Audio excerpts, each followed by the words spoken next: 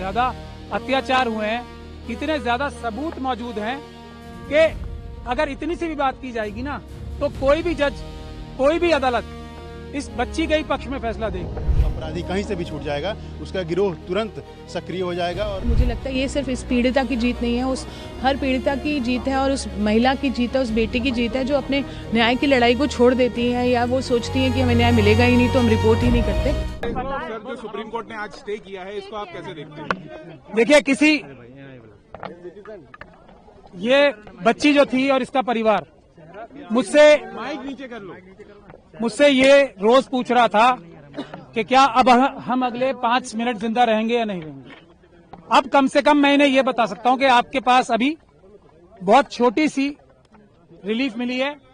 बिल्कुल हमें इसको विक्ट्री नहीं कहना चाहिए, मैं इसको विक्ट्री नहीं कह रहा हूं, ये विक्ट्री नहीं है, ये एक छोटा सा सांस लेने का मौका विक्टिम और उसको परिवार को मिला है। इसके अलावा इस फैसले को मैं कुछ भी नहीं देख सकता, क्योंकि जो सीबीआई ने जो स्टैंड लिया है, जो हमें डर था वही किया उन्होंने।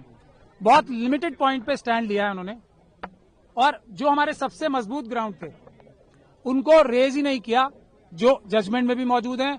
और अगर सीबीआई के पास तो हमारी रिटर्न सबमिशन भी मौजूद थी ना, जो हमने हाईकोर्ट में फाइल की थी, ना उन्होंने हमसे कंसल्ट किया ताकि हम उनकी पिटीशन बेहतर बनाने की कोशिश करते, ना उन्होंने हमें पार्टी बनाया और कोशिश ये की कि हमें लास्ट मोमेंट तक उनकी जो एसएलपी फाइल है वो भी ना मिले।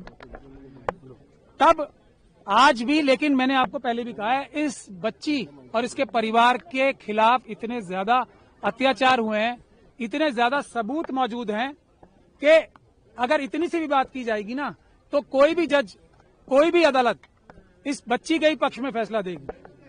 और इसीलिए इस जजमेंट को हम क्रिटिसाइज कर रहे थे कि ये जो दिल्ली हाईकोर्ट की जजमेंट थी वो इतनी महान दयालुता जो दिखाई थी इस कॉन्विक्ट को, कुलदीप सिंह सेंगर को, जिसको मैं बोलता हूं एप्स्टीन गैंग के मेंबर हैं, वो इंडियन एप्स्टीन गैंग के मेंबर हैं, उनके साथ बहुत बड़ा गैंग भी है। और आज आप लोगों ने अंदर भी देख लिया होगा कि हम लोगों की संख्या इतनी सी थी उन लोगों की संख्या के आगे, और हमें दोनों तरफ से मुकाबला करना पड़ रहा था, इस तरफ से भी और उस तरफ से। तो टेक्निकल ग्राउंड पे आज कोर्ट ने फिर भी हमें मेन मेरिट्स पे सुनने का मौका, सुनवाई करने का मौका नहीं दिया, क्योंकि हमने ये कहा था कि जो सीबीआई ने बोला है वो टिप ऑफ द आइसबर्ग है। हमारे पास अभी मेजर पोर्शन है जिसमें ये पब्लिक सर्वेंट की बात तो बहुत छोटी है ना, पब्लिक सर्वेंट के अलावा ये person in dominance in control है, क्योंकि इसी जजमेंट में लिखा हुआ है कि कुलदीप सिंह सेंगर साहब ने पंचायत होल्ड करके सबको बुलाया था अपने सामने और ये बोला था कि केस फाइल करो या ना करो ये मैं तय करूंगा। इस तरफ की बातें इसी जजमेंट में लिखी हुई। तो हमें ये भी बोलने का मौका नहीं मिला, हमें ये भी बोलने का मौका नहीं मिला कि जो दूसरा मेजर इश्यू है जिस वजह से ये सस्पेंशन दी गई थी, तो वो इसलिए दी गई थी कि सिर्फ 7 साल की मिनिमम सजा है। अब जब मिनिमम सजा इतनी है तो इसको छोड़ देना चाहिए। ये एक ग्राउंड था जो हम चैलेंज करेंगे भी, अभी क्रिटिसाइज भी करेंगे। तो मैक्सिमम पनिशमेंट देखी जाती है ना, ये कोर्ट, कोई भी हाई कोर्ट ये फैसला तभी दे सकती है जबकि वो डिटेल में फैसला दे कि इसमें मिनिमम पनिशमेंट से ज्यादा दी नहीं जा सकती। हम ये भी नहीं बता पाए, मैं भी आपको 3-4 पॉइंट ही बता रहा हूं। हम ये भी बताना चाहते थे कोर्ट को कि जो थ्रेट परसेप्शन की बात की है वो बिल्कुल परवर्स है। इस बच्ची के तो पिता को मारा गया, इस बच्ची के साथ गैंग रेप किया गया, इस बच्ची के वकील को मारा गया, इस बच्ची के मौसी चाची को मारा गया। उसके बाद भी जब अपील चल रही थी उस दौरान भी जब सिक्योरिटी विड्रॉ करा ली सेंट्रल गवर्नमेंट और स्टेट गवर्नमेंट के बड़े बड़े वकीलों ने यहाँ पेश होके, तब भी 2-2 एफआईआर कराई। तो हम ये भी बताना चाहते थे कि ट्रायल जो हाईकोर्ट थी, ऑनरेबल बेंच ऑफ हाईकोर्ट जो थी, उसने ये भी कंसिडर नहीं किया कि जैसे ही सिक्योरिटी विड्रॉ हुई हमले शुरू हो गए। तो हम ये भी बताना चाहते थे कि थ्रेट परसेप्शन ऐसी नहीं होती कि अंदाजा लगा के ये कह दिया जाए कि फ्यूचर में अटैक नहीं होगा, इसके ऊपर कोई हमला नहीं होगा, क्योंकि सीआरपीएफ है इसलिए किसको कोई खतरा नहीं है। माँ को तो खतरा है। फैसले को कैसे देखते हैं आप? मैंने आपको बताया ना, ये मरते हुए नहीं, जो इसको जीत कहेगा वो, जो जीत कहेगा इसको, वो धोखा देगा देश की जनता को भी और पूरी न्यायिक व्यवस्था को। सबसे बड़ा धोखा होगा अगर इसे जीत बोला जाए। मेरी बात सुन लीजिए, ये जीत नहीं है। जीत क्या है? इस बच्ची की क्या जीत होगी? इस बच्ची को दर की ठोकरें खानी पड़ रही हैं। इतने छोटे छोटे 2 बच्चे हैं उसको कल मार दिया जाएगा, परसों कोई सिक्योरिटी नहीं है। इस बच्ची का क्या जीत होगी? इसके पिताजी की हत्या कर दी, इसकी माताजी को विधवा कर दिया, इस बच्ची की जीत कहाँ होगी? अब इसके वकील को मार दिया गया, इसकी मौसी चाची को मार दिया गया, और ये सड़कों पे दर दर भटक रही है। ये हमारी सिस्टम का फेलियर है, हमारी सोसाइटी का फेलियर है कि हम 2 दिन 4 दिन तो किसी इशू के बारे में एक्टिव रहते हैं, उसके बाद निरंतरता नहीं होती। यही जो गीत है ना एप्स्टीन गैंग के, ये बात इस बात को जानते हैं कि 5-6 दिन 1 महीने से ज्यादा देश की जनता भूल जाएगी, क्योंकि अपनी परेशानियों में मुब्तला हो जाती है। मैं इसको, अगर आप इसको रिलीफ कह रही हो कि जो इतनी एक तरीके से पूरी तरीके से कानून व्यवस्था और सब लॉ के खिलाफ जो हाईकोर्ट की जजमेंट थी उसको रोक दिया गया, तो फिर मैं रिलीफ कह सकता हूं, लेकिन ये बच्ची को